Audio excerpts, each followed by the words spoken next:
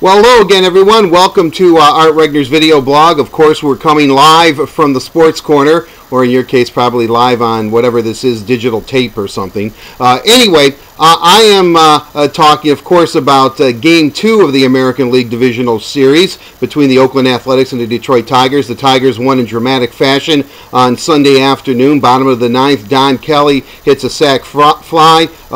And then we had Omar Infante score on that sac fly, and the Tigers win 5-4. This was really a terrific ball game. It had all kinds of things going on.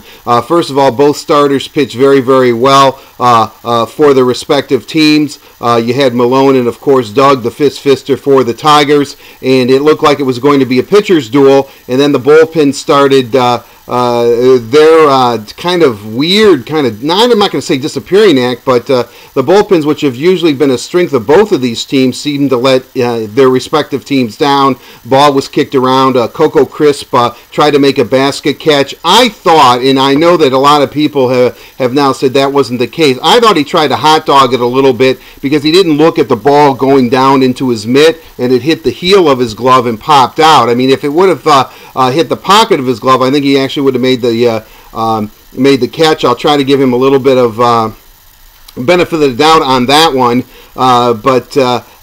just a kind of a strange ball game, but an exciting ball game. And I know a lot of people are thinking, too bad it was on the Major League Baseball Network, because how many people actually got to see it, because Major League Baseball, the MLB Network, isn't on a whole lot of satellite and cable systems here in the greater metropolitan Detroit area, according to the emails and voicemails that I've been getting. But my thoughts after this game, I'm not going to say that the Tigers were fortunate to win this game, because they did exactly what they had to do. They capitalized on some chances. Both teams scored on pass ball / wild pitches. It seemed to have everything. Miguel Cabrera, Prince Fielder, the Tigers top of the lineup, Omar Infante, Austin Jackson. I mean, Infante and Jackson got hits when they needed to, which led to the Cabrera, which was ruled a two-base error, I guess, or a two-run error. Coco Crisp on that play. But, I mean, the Tigers did exactly what they needed to do. Phil Koch was jittery as usual. Ben Wall gave up another home run. I mean, that has to be a concern, although Jim Leland said that it wasn't. But I really look at this game, and it came down to a couple of plays for me. And Avisel Garcia's peg of Coco Crisp at home, what a beautiful throw. He was in there for defensive purposes. Still hasn't gotten an extra base hit, Garcia, in his major league career, but that was just a wonderful throw and play. And don't underestimate what Danny Worth did too, in almost turning a double play on a ball that he had the backhand, and he threw to Infante, who almost completed the double play on Coco Crisp. But if there's a common theme here, it seems that Coco Crisp was in on every big play in this ball game from an Oakland perspective. But I thought that Worth made a good play. Infante had a couple of big hits for the Tigers. Cabrera was 3 for 5. Fielder got a hit, and I thought the top of the lineup and role players were the difference today. Even though the starting pitching came through for the Tigers, you can't complain with what Doug Fister did, as opposed to Game 1, where the bottom of the order picked up Fielder and Cabrera, who were 0 for 5.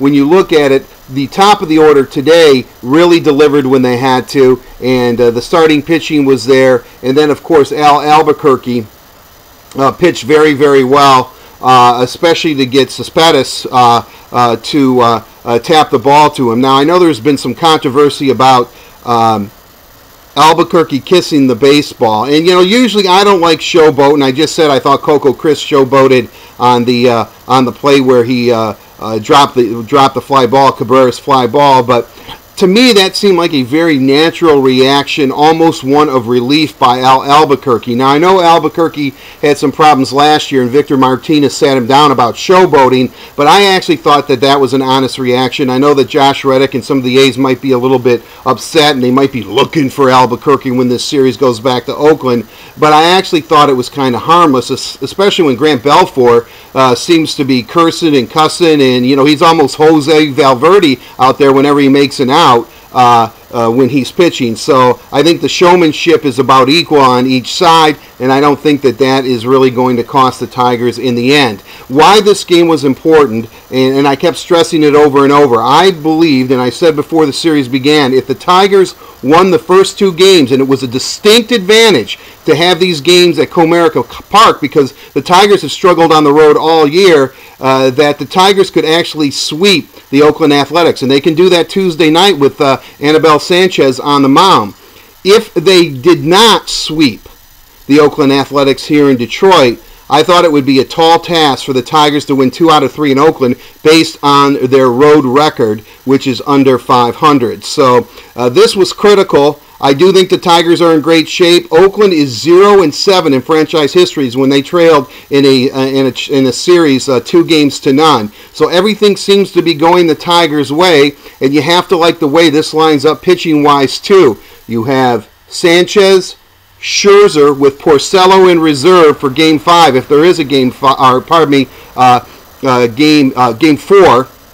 And then in Game 5, you have Justin Verlander going for the Tigers if this series goes the difference. So overall, the Tigers did what they had to do. I thought it was a great baseball game to watch, although I at times think I'm getting too old for this. But I like the fact that the Tigers' top of the lineup, their big guns came to play. Fister pitched very, very well, and they made some nice defensive plays when they had to. And as much as I shake my head about Don Kelly being on this roster, he did get the job done. He did get the walk-off sac fly, and that allowed the Tigers to win this game 5-4. Now it moves on to Oakland Tuesday night with a chance for the Tigers to close it out. I do believe the Tigers are going to win this series. Maybe they sweep. Maybe they win on Tuesday, but I do think that this baseball team is more than capable of winning 1 out of 3 games against the Oakland Athletics, who have proven that they are a resilient team and a team that's not going to go away. However, the Tigers have proved something too, that they are also a resilient team that doesn't quit.